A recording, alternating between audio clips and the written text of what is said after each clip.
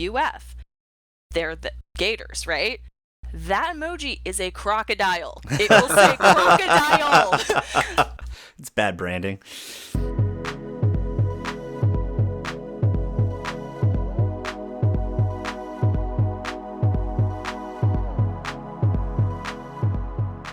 Welcome to Thought Feeder. Today we're here with Erica Boltz, who is the go-to person for accessibility in higher ed. If you've seen her presentations at High Ed Web and followed her on Twitter, you know that she probably knows more about accessibility than anyone else out there right now. So we'll go ahead and welcome to the podcast, Erica. Thank you for being here. And why don't we start off with a little bit about just a quick overview of accessibility and inclusivity on the web and how higher ed is doing in this field and what challenges we still have to overcome. Thanks, JS. Thanks for having me. Hello, everyone. So the state of accessibility in higher ed is constantly changing. I started doing this work maybe about almost 3 years ago now, when I was working at Virginia Commonwealth University.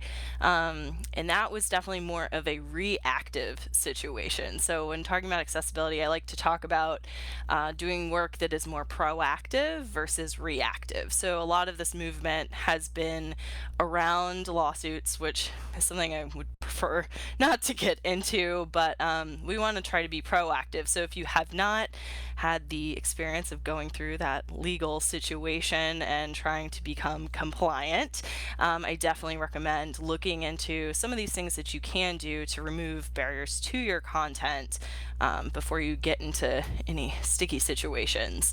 So I think the state of it currently, it's definitely better than it was.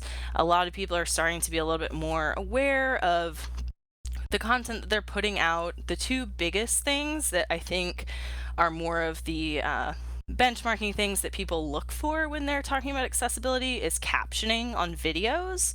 I'm definitely seeing that improve. I would say it depends by platform. So captioning options are definitely varying across the different social media platforms. So if they have it built in, people are tending to use it more. But if they have to do some other step, people aren't always taking that initiative to go and do that.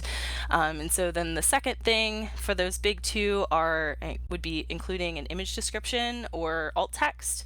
People use those two terms interchangeably. They technically do not mean the same thing, but what that's referring to is essentially a description or information about whatever image it is that you're sharing. So you may have noticed that right now, especially with all of the things going on around the pandemic and people trying to communicate things, they're thinking people aren't reading their emails.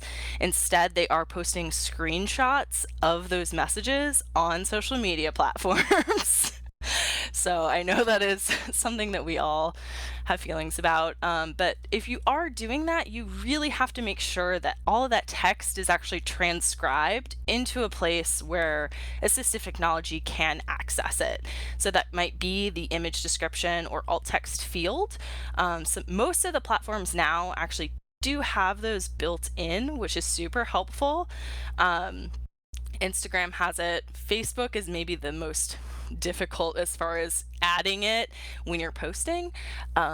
Twitter also has it, but you have to turn it on in the settings. So all these things are different per platform. So I think some of that barrier is a learning curve of figuring out, well, which box do I have to check? Where do I have to go to enter this thing? Because that piece of actually filling out the information isn't uniform. Twitter actually limits their character count like super low. So if you are, for instance, doing something terrible like taking a screenshot of a letter, and that letter has 300 words in it, that alt text or description field on Twitter is not going to help you much because it's going to limit it. So don't do that. Just link to a web page that, assistive technologies can actually read. Well, and this also kind of touches upon an issue that I feel strongly about with accessibility is accessible content is better content in general for everyone. Definitely. So posting a screen cap of a letter is bad content. Absolutely. It's not just impossible for screen readers to read. And when I'm reading it on my cell phone,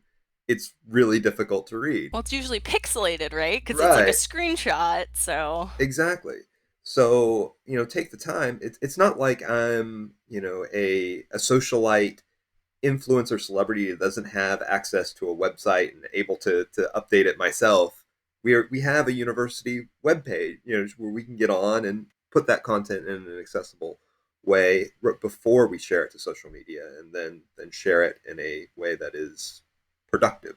Right, absolutely. So, thinking about places where assistive technology can access that information. So, your two places when you're posting would be the actual copy of the post. So, for example, this kind of also refers to one of the bigger issues of people posting flyers on social media, right? So that's also a big one. You want to make sure you're transcribing all that information. But what you want to look for is you may not copy it verbatim in the copy, but you're going to include information like this is what the event is, this is what time it is, this is when it, the basic information. And if you don't want to include it there because you feel like you're repeating yourself, put it in that alt text or image description field. Exactly. We could spend an entire podcast of just all of us railing against flyers on social media. That's one of my ultimate pet peeves. Absolutely. Some other barriers, those are definitely the two big ones. It would be captioning and including that image description. But I'd say one of the biggest barriers for social media managers, it would be time. I think that's why people aren't doing it. So time and also budget. So some of these tools, as I mentioned, some things are integrated into the platforms, but things like captioning, you might need to use another tool to do burned captions or something like that. And I know a lot of people are working with little to no budget. So having access to those third-party tools is another barrier. So we have barriers for the actual people creating the content, and then also the barriers from the platforms. Even for this podcast, we use third-party software to do our transcribing, which, a lot of times is fine. Like the automatic transcriptions that come out are okay, but it does actually require a fair amount of time to go through and make sure that what is in the transcription is accurate. And that's, we don't actually have to match that up with our audio because, usually someone's going to be doing one or the other. And if they're doing both, they're going to either be, like primarily hearing it and then just reading along, or primarily reading it. So it doesn't matter as much to match it to audio at all. But with video, you actually do need to match your captioning to what's there. And so it does take a lot of time. And we've talked about on this show just how, stretched thin most people that do this kind of work in higher ed are anyway. They have a lot of demands on their time. They've got a lot of things that they're expected to do. And if this, if the tasks around creating, video media more accessible, and more inclusive, and same with photos of screenshots of whatever is text, which you should never do anyway. Those are time sucks, and if you don't have leadership that takes those seriously, as I think just as a central tenet to how you produce media and how you produce the work that you're doing online, that's a bad thing. Like, you can't really find the justification to spend the time there, even if you know it's the right thing to do, and even if you really are passionate about it. So yeah, and that's the whole the whole theme of this show. Like, how do we figure out and how do we improve building a culture of accessibility in college and university marketing offices and organizational units, so that it's not an afterthought. So it's not something that we're doing just to avoid a lawsuit. So it's something that we're doing that is of service to the people that we interact with. That, if higher education's mission really is to teach and educate anyone and everyone, you can't be excluding people because they can't see, or they can't hear, or they have to access your media in another way. So let's be better. Let's be better, for sure. And for me, just having sensory disabilities, like being blind or having low vision, or being deaf or hard of hearing, there are other things that this enhances. So JS mentioned accessible content is better content for everyone. So I have ADHD, so I need captions to be able to be engaged with your video. Sure. If it's just a video of someone talking at me, Of course, we know talking head videos maybe aren't the best choice for content, but when it's a video of someone talking, I need to hear it and also read along with it to keep me more engaged. And students really appreciate that as well.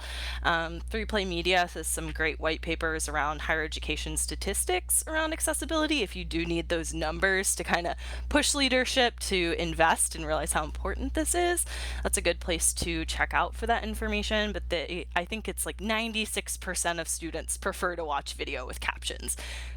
That's huge. I do. Yeah. Yeah, exactly.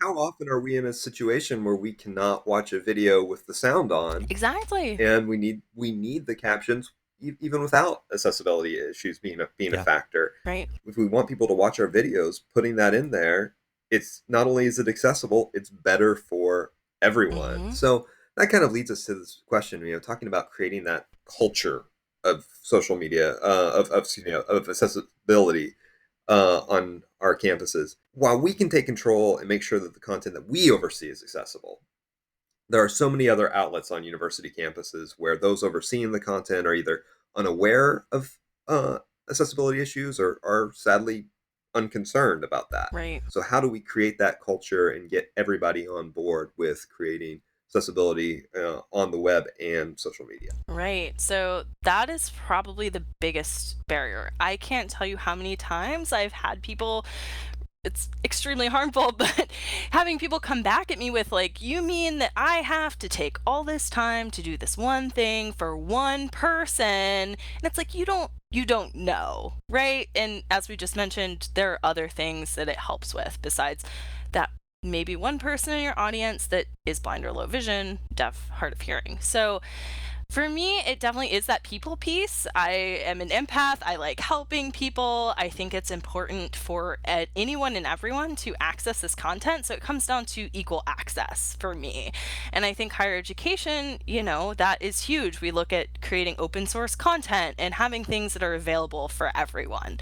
So thinking about, this is for everyone, but also, thinking about your audiences, right? I think that for a lot of people, they're always thinking about, okay, these are what my target audience is, on and on like that. You're missing a huge audience by not providing this accessible content. So if that's the lens that you need to kind of shift things is, oh, well, I'm not being effective. I'm not having the best return on investment for creating my project. And I think thinking about creating this culture, you do need to be more proactive. You need to be thinking about what barriers may come up when you are actually creating your content.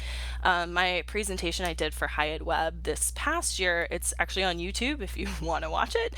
But that I kind of was thinking about the process and how you need to think about it ahead of time, because when I was first creating accessible content, figuring that out, there wasn't really a lot of information out there about it. So I was a lot more hacking your way through it, right?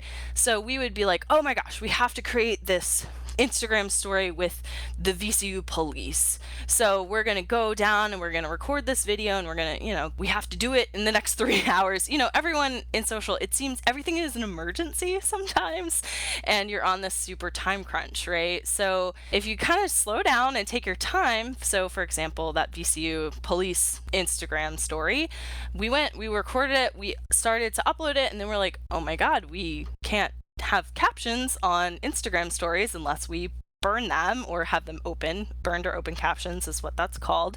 You have to actually embed it, make it one with the video. So that's actually not accessible to assistive technology if there was someone that had a combination of sensory disabilities. So you kind of have to sit here and like talk things through. If I do this, this is what the outcome is, and figuring out what's going to be the best solution. So when we created this Instagram story, we just put it up on Instagram. At that time, we actually didn't take the time to put the burned captions on there, which, in retrospect, yeah, not a great idea. So instead, what we did was we took all those videos that were in the different slides. It was like 6 15-second slides and whatnot for the Instagram story. We put it all into one video and we threw it up on YouTube, and we had YouTube auto caption it. We went through, we corrected the captions, and that account was big enough that we had the swipe up link. So we were able to link to that captioned YouTube video and, for an accessible version, go here. I think, if we had taken the time and slowed down, we definitely could have used a tool to add those burned captions, but you end up creating more work for yourself when you're not thinking about it in the beginning, right? Yeah. Yeah. And that brings up a question. And one of the things I run up against with trying to be as accessible as possible with the content that we create at my university is a lot of times we're at the mercy of the platforms. You know, you mentioned that they're all different, and a lot of times accessibility features are one of the last features that get added to new tech or Right. new Yeah. apps. You know, Instagram finally added an alt text feature, and it's buried. It's Oh hard to my gosh, find. yeah. It's very hidden, light gray text. Twitter just added alt text for GIFs. So, and then as new platforms emerge, you know, Instagram stories are very hard to make accessible. How do we balance being innovative with new platforms while maintaining accessibility? Right. So when I first started getting into this, Instagram hadn't added alt text at all. We actually included image descriptions in brackets at the end of our copy on every single post. That was our accepted solution with our OCR lawyer. Some people actually still do that. From a user perspective of people that use assistive technology, I am not a person that uses it daily to access content. I've heard various things that it's not as, I guess, seamless when people are accessing content, putting it in the caption rather than using the actual field that it's for. Um, What's really helpful, I think, is that everyone has a screen reader built into their personal devices. So iPhone has a screen reader built in called VoiceOver. You can turn it on using Siri to check your content. And I think that's really important using these new platforms is you should do some testing yourself. Right. I always tell people you want to test it yourself, and yes, it will be a lot harder for you to use, especially now that iPhones have removed the home button. I found it was a lot easier to use VoiceOver when that home button was still there, but I use Siri generally to turn it on and off to actually check what a thing sounds like, so that way I know, okay, this is the information that's missing that I need people to know, and I can try to find a way to make it work. And sometimes it does just take trial and error, but once you figure out, okay, this is what works for this platform, then you can build that into your workflow, right? So I know a lot of us create templates to make things go faster. You know, you need to create your, I guess, template for creating accessible content. So right now, thinking about new platforms, Instagram has added it for timeline posts, the alt text. Stories are not accessible to assistive tech. So think about if that's the only, you don't want to only communicate a thing on a platform that is not accessible. So you want to have it in multiple places. Of course, you know your users have different preferences for the platforms that they use. Some people may be more Facebook users, more Instagram users, more Twitter users. So making sure that that content, you have an accessible version somewhere and that you're providing that and letting people know where they can go to find it. So Instagram stories, super not accessible. TikTok, of course, everyone is super into TikTok right now. TikTok has its own issues, even for me as a sighted person, the way that their captions come up on their videos. A lot of times people put that text on the actual video. It's like someone standing and they're like pointing to all the different text that's on the screen, but their description is covering up half the text on the screen. There's no captions, there's people talking, and there's songs playing. So TikTok is kind of an accessibility nightmare. So try to think through how you could solve some of those issues. And again, there are a lot of people trying to figure this stuff out. So I personally do not use TikTok for work, and I really just watch them for personal entertainment. So that's not really a thing I have tried to tackle. But for things like, Instagram stories I just mentioned, if you have the swipe up capability, linking off to an accessible version, even on platforms like Facebook and Twitter, you have control over your own website. You can Right. make an accessible version, link people to that. So there are options, and depending on the platforms, especially with the new ones, you may kind of have to hack your way through it. Moral of the story is that all these corporations are really bad at implementing accessibility as well. Yes, absolutely. A lot of people have no idea what they're doing. Well, and to bounce off that point is all of these accessibility issues. It does require a lot of thought, a lot of knowledge of how best to work it.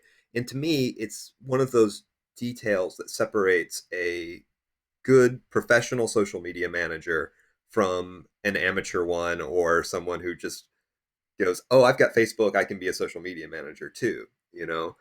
But also, I think it's very important in creating that culture of accessibility on our campuses that people know what you're doing And because why you're doing it. the average right, why we're doing it, and well, the average user or the average your supervisor may not know that you're going in and adding alt text to every single Instagram image, and that sort of thing. One thing I've asked to do, and I always put it on my evaluation, is bring up how we're what the work we're doing on accessibility and why we're doing that. So it's written down. I'm Yeah. advocating to make it part of my job description. So I want my boss in my office asking me Mm-hmm. why wasn't there alt text on that image if I slip up and forget. Think about for how long web folks had to support really old versions of Internet Explorer, and it was crucial in the eyes of leadership that this 1.6% of our visitors that still used Internet Explorer 7 or Internet Explorer 6 were able to access our websites. And now, not as often nearly do they put any attention on accessibility and making sure that, we're spending the right amount of time focusing on how to make sure like our images have alt text or or fig captions or making sure that charts that get put on web pages actually have descriptions of what's in the data, or that the underlying code of the website, I mean they wouldn't know anyways, but that you have your proper ARIA labels and everything else. It's interesting, and I don't know. I could guess at what the societal reasons for this mode of thinking are, but I don't know if this is the right show to talk about that on. But why would you spend so much time making sure that 1.6% of a population that had a choice to use a poor browser that had bad, just bad rendering of web pages and make that the hill you're going to die on, and then completely ignore a swath of people that actually want to access your content and want to read it and learn from what you're doing, and just completely disregard them? I don't know. Yeah. And thinking about people using older tech, so a lot of people have, well, some people have government issued screen reader and Right. they have government issue assistive text. So that's going to interact with things potentially differently than voiceover on your cell phone, or TalkBack, which is the Android version if you have Android. But I know when I was at VCU, the library actually had a computer set up that had JAWS on it, which is one of the more common screen readers that people use. So thinking about testing it yourself, I would reach out to your librarian. Your librarians on campus know all of the things. And I know right now, of course, we're all at home, so we may not be able to access that library computer that has that installed on it. But I always tell people, make good friends with your university librarians. They're full of so many resources. Shout out to librarians. Shout out to librarians everywhere, yes. But yeah, there's different versions of things that people are accessing your stuff with. So test it on as many things as possible. So, you know, one, we should be doing accessibility just because it's the right thing to do anyway. Yeah. But you did mention there are legal issues involved and requirements that we must fulfill. And earlier you mentioned that you talked to your OCR attorney about your Instagram captions. Now, we know that there are certain regulations as far as our webpage and what we've got to do as far as accessibility there legally, but has that really extended much into the area of social media, or is that legislation coming down So down the tubes? What should we be doing? What should we expect from on social media and accessibility? right. So right now, we know we have WCAG, the Web Accessibility Content Guidelines. Those were recently updated. As far as formal information from the government around social media accessibility, super does not exist. There is a toolkit, I think it was called DigiGov. I want to say they've changed the name of it now. The last time I tried to look it up, it had pulled it up and had a different name on it. A lot of the recommendations on those websites are also super outdated, so don't really know what's going on with the government right now, but there aren't people allocating resources to updating that. It seems that website has an option for people to submit things, which is interesting as well. So they're kind of trying to crowdsource this. But there are a lot of really great disability rights activists, as well as people that live with disabilities, that are providing guidelines around this. And I think that, also thinking about that human element, it's really important that we involve the people that live with these challenges and barriers to our content every day. They can provide a lot of insight on how they're using things and what they need and what their needs are. I think it's super important to include those people in the conversation. And I will say, I have seen people doing some things that are super not okay on their campus, trying to reach out to people that live with disabilities and trying to get them to do labor for free to benefit them. So just think Mm-mm. about the ethical vibes around that. So you don't want to ask people to do this thing for you because you need it so bad. There's a lot of research you can do yourself and that are more firmed up guidelines. I mentioned 3Play Media is pretty great. They have free webinars all the time too, that will provide some insight around that. But as far as like hard and fast, this is definitely what you need to do, that information is Yeah. not as available as it should be. And of course, we know the government is very slow at things, especially people that do web stuff. And they know it took a very long time for the WCAG guidelines to get updated. So accessibility for university accounts is one thing, but when it comes to personal accounts, I don't think it's something a lot of people really consider. And this can be especially problematic as university leaders start to use social media as representatives for their institutions. And how do we get leadership to pay attention to accessibility on their personal accounts? I know I'm not really comfortable, marching into the president's office and saying, "Hey, you didn't add alt text, Mr. President, on that last Instagram post. We need you to do that." How do we get university leadership involved on their own accounts? Sure. So, of course, people have different relationships with their leadership on campus. Some leadership is much more open to having that kind of conversation, and some of them maybe are going to be more reactive when that lawsuit comes in. So, again, I mentioned proactive. We want to try to work on this before OCR comes knocking.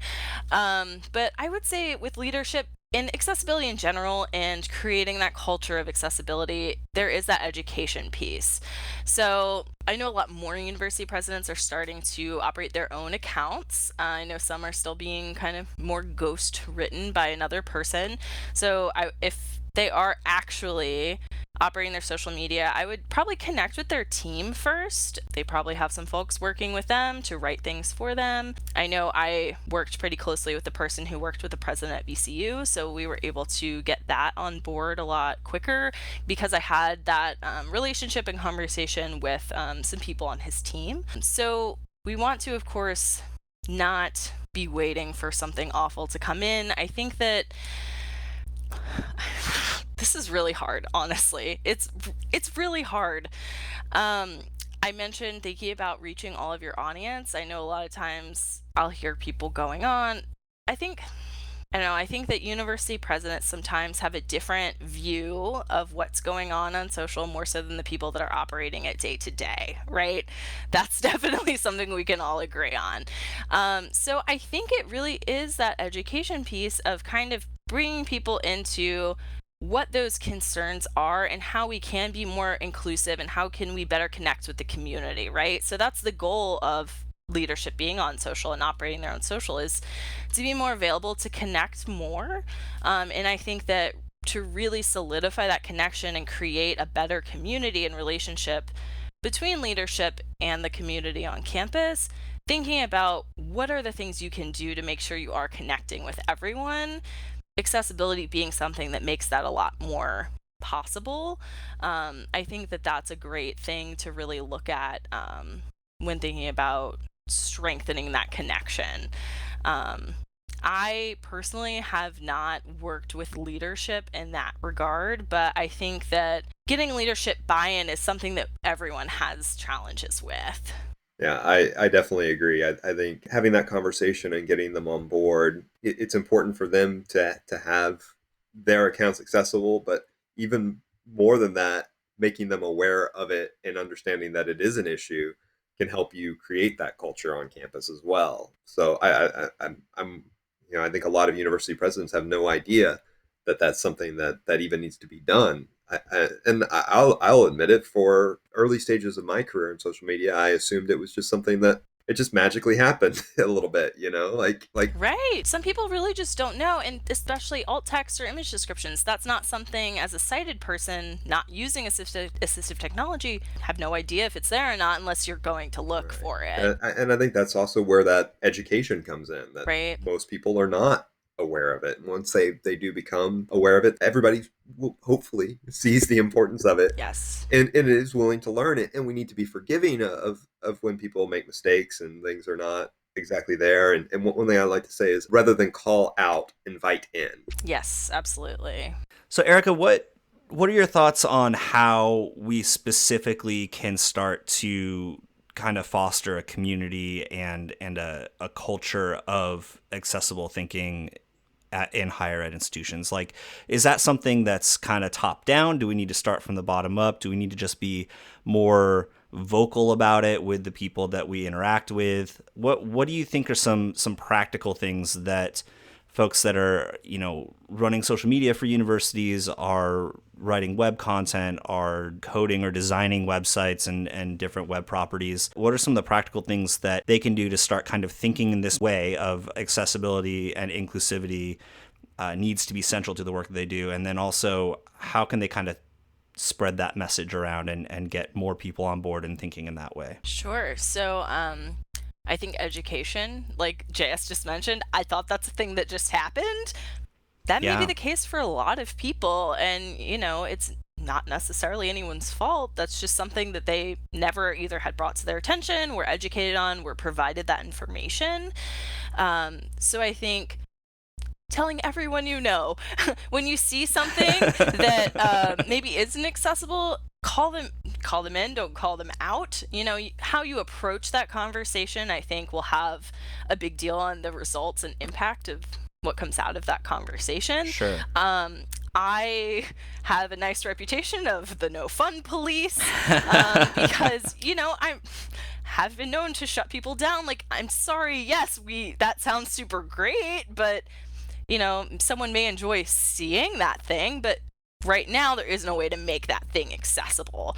Or thinking about removing barriers, offering some kind of comparable, similar, you want to have the same experience available for everybody. And of course, some visual content may not be able to be replicated exactly the same way for people that are blind or low vision. Something I like to talk about a lot is writing these really rich, pretty image descriptions. Like, if you're posting that glamour shot on campus, take the time to write it in a way. You're not just going to say photo of campus. You're going to talk about the beautiful fall leaves and what, the girl under the tree, right? No. But you want to tell people about Classic. things because they just may not have that information. So I think education is huge. And also, some people might need to be pulled in a little bit with their aspirations of creating this, I don't know, this really flashy thing that there's just so many barriers. There isn't really a way right now to undo that. You want to think about things definitely ahead of time, and you want to really build it into your workflow of things. So if you have like your project template of like, here's all the things we have to do to complete this task, make sure you add one in your Asana task that's think about accessibility, or like is just having it in front of your face of like, oh yeah, that's a thing I need to think about. Some people do need that right in front of them. But I think that education piece is really important, and a lot of people just haven't really been exposed to it, and they're not thinking about it. I think another barrier that I didn't mention in the beginning, but color contrast. Thinking about I always see it on Instagram stories is really where it kind of gets me. Of it's like, oh, it's a picture of a landscape and the sky's kind of white and we're going to throw yellow text on it and someone will definitely be able to read Right. that. Or people try to use their school colors, which usually is kind of a darker color and maybe a lighter color. Like, some schools works better than others. I Sure. think like VCU, we had black and gold. That's good contrast. When I was at UF, blue and orange, people love using orange. Do not use orange, please God. Like, orange is not maybe the best color for text ever. So just thinking about contrast, the other thing is the size of text, right? So thinking about you're on a phone screen and putting like cramming so much information. This is similar to the screenshots of people don't think about this. They're like, I have a message I have to communicate. I'm just going to put all of it on this Instagram story and people will then see it, but people are going to tap right past it. But, making sure we're not going to cram this 300 word message from the president on a slide on Instagram and we have the text and it's like 7-point font. Yeah. So back to the idea, accessible content is good content for everybody. Right. So I think that sometimes once you call attention to the thing that is an issue, people will start thinking about it. So they may not have ever realized that it was an issue for someone because it's not for themselves.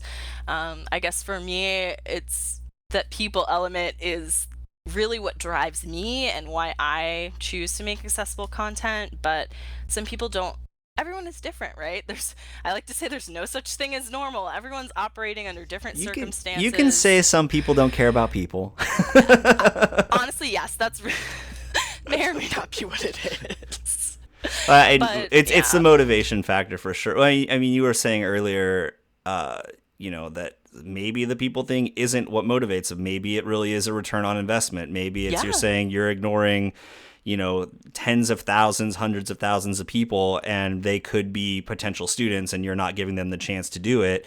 It could be. It could be the lawsuit thing, right? It could be you're going to get sued. They're seeing examples of it not done well out there, and they think that's what they should be doing. The screen cap letters for COVID-19 are a perfect example. One university president or head coach posted, that screen cap of the letter. Another sees it, thinks, oh, that looks really good. That's what I'm supposed to do. They do it.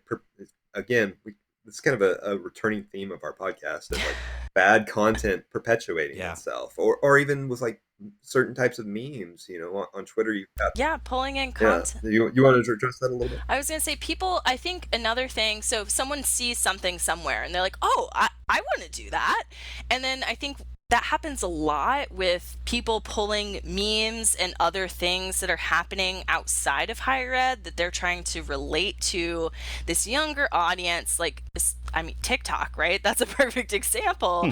Or like the memes that are like a bajillion emojis and it's like the finger pointing to one word. Okay, please, everyone. I've told you have a screen reader on your phone. Go to one of those tweets and try to listen to it with a screen reader. It's like finger pointing up emoji, skin tone, blah blah blah. Finger pointing up. It's saying what the name of the emoji is over and over and over and over again. And while that may be quote unquote fun content for, a 17-year-old prospective student, you have other people in your audience on that channel that are being harmed by this content. So maybe thinking about that element of harm that some of this content is causing people because they're trying to experience it the way that everyone else is, but they cannot because of the way that they go on existing in their life using assistive technology. So yeah, the memes, the emoji I don't really know what you call that. The emoji collection of emojis in a collage. What is that? An emoji collage. Yes, a collage of emoji, exactly. And that's another thing. Please, everyone, stop swapping emojis out for words in copy because you may not know what that emoji is called. For example, UF. They're the Gators, right? That emoji is a crocodile. It will say crocodile. It's bad branding. Exactly. There is a website where you can see what emojis are called. So that is what people are hearing. So I don't know. It could completely changes the context of what you're trying to say, right? If you're just reading what that text is and not visually seeing the emoji that you're trying to swap out for words. It's a bad look. Please stop. Erica, thanks so much for being with us and having this super important talk. Give the folks listening some info on how to find you online about, I know you just got a new job. Like, you're doing exciting things. But yeah, we'll go out on you letting everyone know how they can hear more awesome insights from you. Sure. So, probably the best way to get in touch with me, to reach out, ask questions, my DMs are generally open. If I don't have the capacity, I might tell you that. But feel free to send your questions my way. Twitter is probably the best. My handle is at E as in Erica, F as in Frank, and then my last name Bolts, EF Bolts. And right now I am building my website, which is super exciting. I Fun. am not a web person, but have always, I feel like as social media folks, we dabble in web. So my site will be live here shortly. I did just get a new job, as Joel mentioned. I'm working with Dr. Josie Alquist, so I will be doing a lot more stuff with community building and helping her out with digital leadership. Right now we're doing some webinars weekly through the month of May, so you can check that out. But I'd say Twitter is definitely the best place to reach me. I do have an Instagram with that same handle. That I don't post on as much. My Finsta is really where I live. But thank you so much for having me. Y'all are great. Oh, it was a pleasure having you. Thanks for being with us. The Thought Feeder podcast is hosted by Joel Goodman and John Steven Stansel and edited by Joel Goodman. And be sure to subscribe to Thought Feeder wherever you get your podcasts or by visiting thoughtfeeder.com. Thought Feeder is sponsored by University Insight.